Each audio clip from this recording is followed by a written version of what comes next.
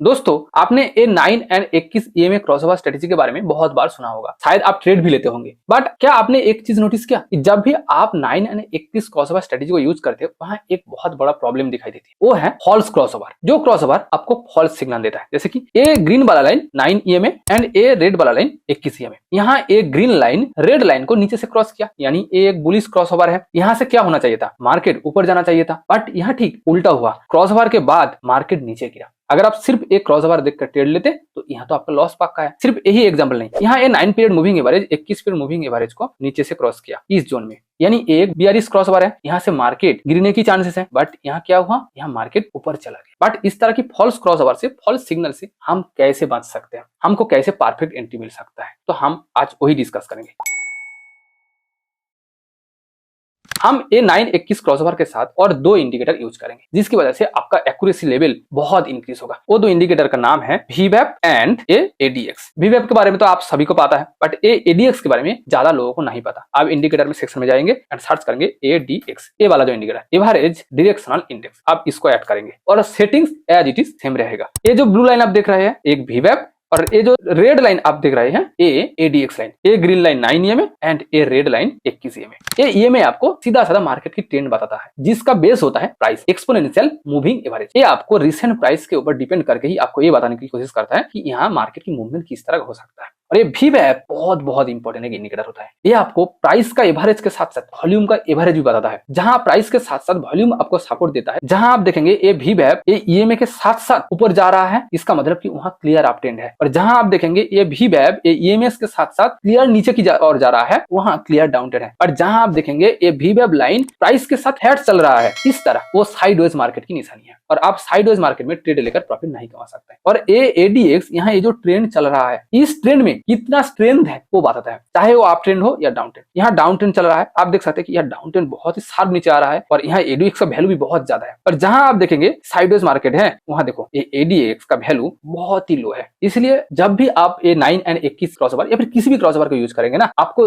VWAP and ADX use करना चाहिए। यहाँ से आपको दो चीज मिलता है, एक तो वॉल्यूम का सपोर्ट, दूसरा उस वक्त जो ट्रेंड चल रहा है वो ट्रेंड कितना स्ट्रेंथ है। ये दो इंडिकेटर आपको ये बताने की कोशिश करता है। अगर आप ट्रेडिंग में बिगिनर है और आपको ये 9-21 में क्रॉसओवर नहीं पता, तो मैं आपको ब्रीफली बता देता हूं कि एक क्रॉसओवर होता क्या है। देखो, जब भी शॉर्टर पीरियड का मूविंग एवरेज यानी 9 ईएमए 21 ईएमए को इस तरह नीचे से क्रॉस करेगा, इसको बुलिश क्रॉसओवर कहा जाता है। यानी इस क्रॉसओवर के बाद मार्केट ऊपर जाने की चांसेस है। और जब भी ये shorter period moving average longer period moving average को ऊपर से क्रॉस करेगा, इसका मतलब ये एक बीआरएस क्रॉसओवर है, यहाँ से मार्केट गिरने की चांसेस है। बट ये हर बार नहीं होगा, जैसे कि मैंने आपको यहाँ दो एग्जाम्पल में दिखाया। इस तरह की फॉल्स क्रॉसओवर को आइडेंटिफाई करने के लिए हमने ये दो इंडिकेटर को प्लॉट किया, एक VWAP and second ADX। Logic एकदम सिंपल है, आपको सिर्फ 3 रूल याद रखना होगा। हम एट फर्स्ट बाइंग सेटअप की बात करते हैं। बाइंग सेटअप में नंबर 1 रूल, ये shorter period moving average longer period moving average को इस तरह नीचे से क्रॉस करना चाहिए। सेकंड रूल, एक कैंडल्स यानी प्राइस VWAP के ऊपर होना चाहिए। एंड थर्ड रूल, जिस कैंडल में हम एंट्री लेंगे उस कैंडल का ADX वैल्यू अबव 20 होना चाहिए, यानी 20 से ज्यादा होना चाहिए। जहां ये तीनों कंडीशन फुलफिल होगा, हम वहां एंट्री लेंगे। एट फर्स्ट हम इस एग्जांपल में ही देखते हैं। यहाँ बुलिश क्रॉसओवर हुआ, यानी ये shorter period moving average longer period moving average को नहीं क्रॉस किया। सेकंड रूल क्या था, ये प्राइस VWAP के ऊपर होना चाहिए। यहाँ प्राइस एंड VWAP एक साथ चिपक गया, बट प्राइस एंड VWAP में एक गैप होना चाहिए। सेकंड रूल फेल हो गया। थर्ड रूल हम देखते हैं, इस कैंडल ने क्रॉसओवर किया, तो अगर हम ट्रेड लेते तो इस कैंडल में ट्रेड लेंगे, तो इस कैंडल में ADX का लेवल कितना है। जब भी आप इस कैंडल को पॉइंट आउट करेंगे तो यहाँ ADX लेवल दिखाएगा। यहाँ मैंने कैंडल को पॉइंट आउट किया, ADX लेवल कितना है 28.31। इस पॉइंट में आपको ADX ये बता रहा है कि यहाँ से मार्केट ऊपर जाएगा, बट ये VWAP आपको बता रहा है ये साइडवेज मार्केट है। यानी इस पॉइंट में हमें दो कंडीशन फुलफिल हुआ और एक कंडीशन फेल हो गया, तो हम यहाँ ट्रेड नहीं लेंगे। बट अगर आप सिर्फ 9 और 21 क्रॉसओवर देखकर ट्रेड लेते तो यहाँ आप एंट्री कर लेते और उसके बाद लॉस होता। यहाँ एक बहुत अच्छा बाइंग एग्जांपल है, आपको यहाँ बहुत कुछ सीखने मिलेगा। आप यहाँ देखो, इस सर्कल में VWAP को आप कर देता हूँ। यहाँ ये 9 पीरियड का मूविंग एवरेज फर्स्ट इस पॉइंट में ये 21 पीरियड मूविंग एवरेज को नीचे से क्रॉस किया, यानी एक बुलिश क्रॉसओवर।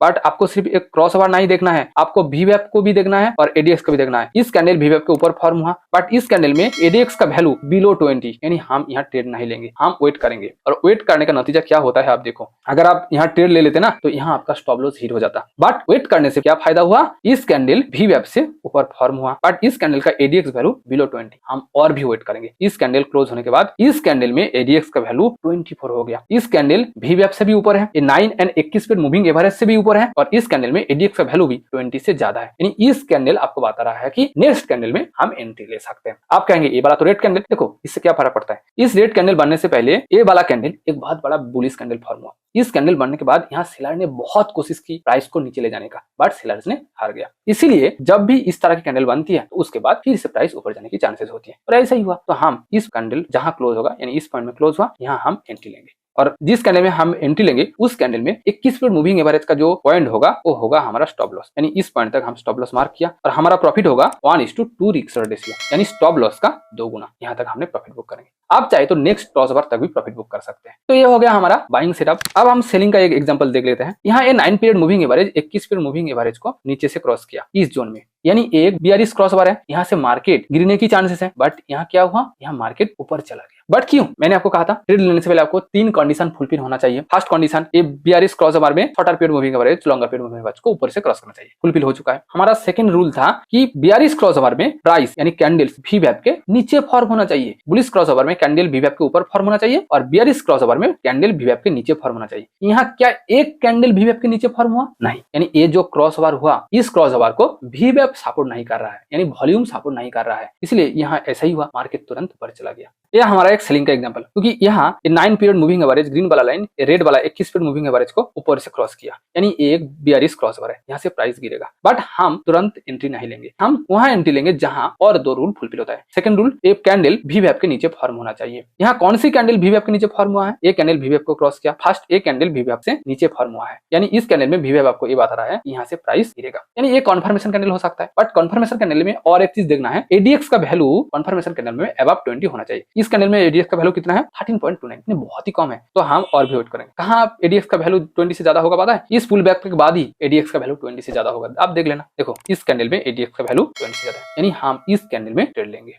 अब आप कहेंगे क्रॉस ओवर के बाद तो मार्केट यहाँ तक गिरा, तो हम तो यहाँ तक तो प्रॉफिट मिल ही जाता। देखो एक दो बार हो सकता है। ट्रेडिंग में एक चीज बहुत इंपॉर्टेंट है, वो है कि जहां आप एंट्री लेंगे वहां आपका कॉन्फिडेंस कितना है, आप किस लॉजिक पर ट्रेड ले रहे हो। मैं जब भी ट्रेड लेता हूँ चाहे कुछ भी हो जाए, जब तक ना मेरा जो लॉजिक, मेरा जो कंडीशन फुलफिल होता है, मैं ट्रेड नहीं लेता हूँ। अगर आप तुक्के में ट्रेड लेंगे तो आप 2-4 दिन प्रॉफिट कमा सकते हैं, हर दिन प्रॉफिट नहीं कमा सकते। बट अगर आप लॉजिक के साथ ट्रेड लेंगे तो आप मैक्सिमम टाइम प्रॉफिट कमा पाएंगे। तो इस कैंडल में हमें कंफर्मेशन मिल गया कि क्योंकि ये कैंडल 9 पीरियड मूविंग एवरेज के नीचे है, इस कैंडल वीवैप से भी बहुत नीचे है, एंड इस कैंडल में एडीएक्स का वैल्यू भी अबव 20 है, तो हम इस कैंडल क्लोज होने के बाद ही लेंगे, इस पॉइंट में हम एंट्री लेंगे। और हमारा स्टॉप लॉस कितना होगा? 21 पीरियड मूविंग एवरेज का जो पोजीशन होगा उस कैंडल में वो होगा हमारा स्टॉप लॉस, एंड हमारा जो रिस्क रेशियो होगा 1:2, यानी तो इस कैंडल तक हम टारगेट डिसाइड करेंगे। तो आप देख सकते हैं जब भी आप 9-21 क्रॉसओवर स्ट्रेटजी के साथ वीवैप एंड एडीएक्स को यूज करेंगे, आपको शायद बहुत कम ट्रेड मिलेगा, बट जितने ट्रेड मिलेंगे उनमें से मैक्सिमम ट्रेड में आपका प्रॉफिट होगा, यानी आपका विन परसेंटेज ज्यादा होगा। बट इस स्ट्रेटजी से ट्रेड लेने से पहले आप खुद प्रैक्टिस करिए, पेपर ट्रेडिंग करिए, खुद एक्यूरेसी लेवल को चेक करिए, उसके बाद ही इस स्ट्रेटजी यूज करके आप रियल ट्रेड करिए। उम्मीद करता हूँ कि आपको इस स्ट्रेटजी से बहुत ही फायदा मिलेगा। अगर आपको मेरा ये वीडियो इन्फॉर्मेटिव लगा, यूजफुल लगा, तो प्लीज वीडियो को लाइक करें एंड दोस्तों के साथ शेयर करें। और हाँ, अगर आपने अभी तक इस चैनल को सब्सक्राइब नहीं किया तो प्लीज सब्सक्राइब करें, ताकि आपकी तरफ से भी मुझे कुछ हेल्प मिले। Thank you for watching this video. See you again.